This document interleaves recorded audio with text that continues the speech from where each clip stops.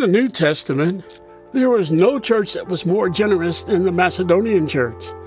In 2 Corinthians 8, 1 through 5, Paul tells us how their joy overflowed in rich generosity. The encouraging thing for us about this joy was the circumstances it came from. Paul explains that they were in the midst of severe trials and extreme poverty. And it was in these times that God gave them this overflowing joy that resulted in generosity. Trials and suffering could not shake these believers because they didn't care about stuff. The secret was not what belonged to them, but who they belonged to.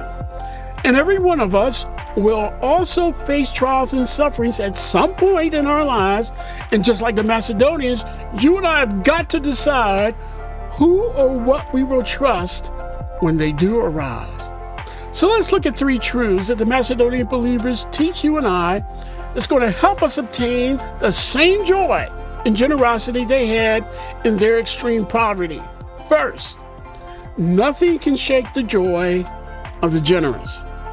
Paul's description of the Macedonian state of affairs should not be taken lightly. This idea of severe test of affliction and extreme poverty. These circumstances were more than minor setbacks. Yet God gave them the joy to not only make it through, but to give generously in the process.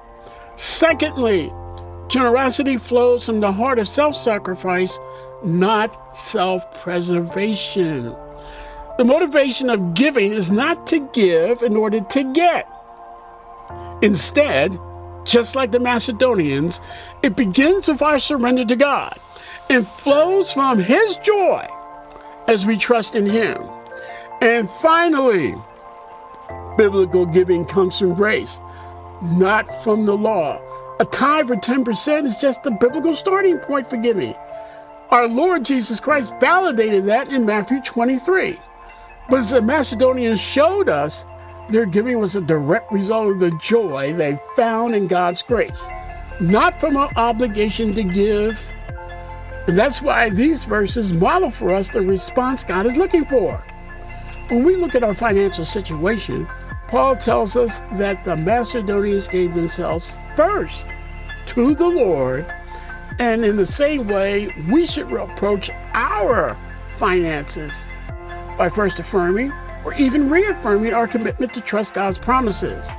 And secondly, we are told the Macedonians gave, and they gave generously. Their generosity was the proof of where their joy really came from.